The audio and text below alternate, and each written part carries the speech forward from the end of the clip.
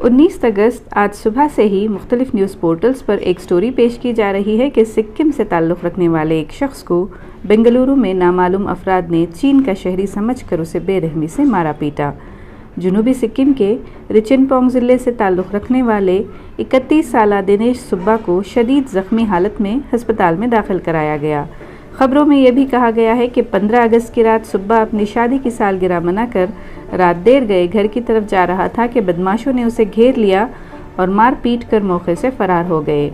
लेकिन पुलिस की ताज़ा तरीन तफ्तीश के मुताबिक सुब्बा के साथ किसी ने ज़बरदस्ती नहीं की, बल्कि उसको सीढ़ियों पर गिरने से शदीद चोटें आई थीं।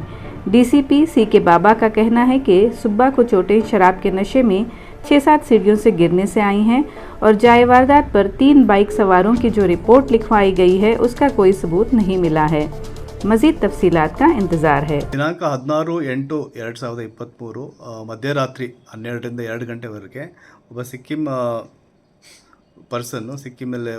ಸಿಕ್ಕಿಂ ಒರಿಜಿನ್ ಪರ್ಸನ್ ನಮ್ಮ ಇಲ್ಲಿ ಕೆಲಸ ಮಾಡ್ತಾರೆ. ರಸೋಯಿಗರ್ ಅಂತ ಒಂದು ಹೋಟೆಲ್ ಇದೆ. ಆ ಹೋಟೆಲಲ್ಲಿ ಕೆಲಸ ಮಾಡಬೇಕಾದಾಗ ರಾತ್ರಿ ಅವನ ಡ್ಯೂಟಿ ಮುಗಿಸ್ಕೊಂಡ್ಬಿಟ್ಟು ಅವನ ಇಬ್ಬರು ಸ್ನೇಹಿತರ ಜೊತೆಗೆ ಪಾರ್ಟಿ ಮಾಡ್ತಾರೆ. ಪಾರ್ಟಿ ಮಾಡಿಕೊಂಡು ರಿಟರ್ನ್ ಅವರಿಬ್ಬರು ಸ್ನೇಹಿತರು ಹೋಗ್ತಾರೆ.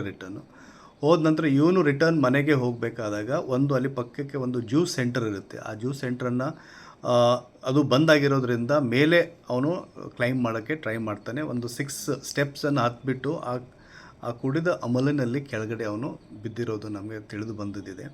ಬಿದ್ದು ನಂತರ ಅವನು ಹೊರಗಡೆ ಬಂದಾಗ ಅದೇನೋ ಅವನು ಬ್ಲಡ್ಡು ಬರ್ತಾಯಿತ್ತು. ಅದನ್ನು ಅದರ ಎದುರುಗಡೆ ಇರುವಂಥ ಒಂದು ಅಪಾರ್ಟ್ಮೆಂಟ್ ಕಾಂಪ್ಲೆಕ್ಸ್ ಸೆಕ್ಯೂರಿಟೀಸ್ ಅವರು ನೋಡ್ತಾರೆ. ನೋಡಿಬಿಟ್ಟು ಅವರು 112ಗೆ ಕಾಲ್ ಮಾಡ್ತಾರೆ. ಇಮಿಡಿಯೇಟಾಗಿ ಪೊಲೀಸಲ್ಲಿ ಸ್ಥಳಕ್ಕೆ ಧಾವಿಸಿ ಆವಾಗ ವಿಚಾರಣೆ ಮಾಡಿದಾಗ ಆ ಪರ್ಟಿಕ್ಯುಲರ್ ಸ್ಟೇಟಲ್ಲಿ ಅವರು ಹೇಳ್ತಾರೆ, ನನಗೆ 3 ಜನ ಬಂದುಬಿಟ್ಟು ಈ ರೀತಿ ಚೈನೀಸ್ ಅಂತ ಕೂಗಿದ್ರು ಮತ್ತು ನನಗೆ ಹೊಡೆದ್ರು ಅಂತ ಒಂದು ಅಸಾಲ್ಟ್ ಕೇಸ್ ಅವರು ನಮ್ಮ ಹತ್ರ ಕೊಡ್ತಾರೆ. ಅದಾದ ನಂತರ based on that FIR complaint investigation ನಮ್ಮದು ಶುರು ಆಗಿದ್ದು, ಆ ಪ್ರಕಾರ ಇಲ್ಲಿಯವರೆಗೆ ತನಿಖೆಯಿಂದ ನಮಗೆ ತಿಳಿದು ಬಂದಿದ್ದು ಏನಂತಂದರೆ, ಇವರು ಅಲ್ಲಿ ಆ ಟೈಮಲ್ಲಿ ಏನು FIR ಅಲ್ಲಿ ಹೇಳ್ತಾರೆ ಅದು ಸತ್ಯಕ್ಕೆ ದೂರವಾಗಿದೆ ಇಲ್ಲಿವರೆಗೆ. ಯಾಕೆಂದರೆ ಅಲ್ಲಿ ಯಾರೂ ಬಂದಿಲ್ಲ. 3 ಜನ ವ್ಯಕ್ತಿ ಬೈಕಲ್ಲಿ ಬಂದರು ಅಂತ ಏನು ಹೇಳ್ತಾರೆ, ಅಲ್ಲಿ ಯಾರೂ ಬಂದಿಲ್ಲ.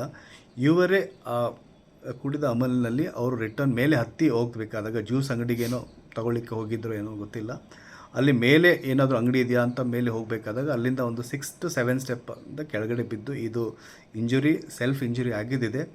ಆಮೇಲೆ ಇಲ್ಲಿವರೆಗೆ ಇಷ್ಟು ನಮಗೆ ಮಾಹಿತಿ ತಿಳಿದು ಬಂದಿದೆ. ತನಿಖೆ ಕಂಟಿನ್ಯೂ ಮಾಡ್ತಾ ಇದ್ದೀವಿ. ಫರ್ದರ್ ಡಾಕ್ಟರ್ ಒಪಿನಿಯನ್ನು ಕೂಡ ಇದನ್ನು ನೋಡಿಬಿಟ್ಟು ತನಿಖೆಯನ್ನು ಕ್ಲೋಸ್ ಮಾಡ್ತೀವಿ.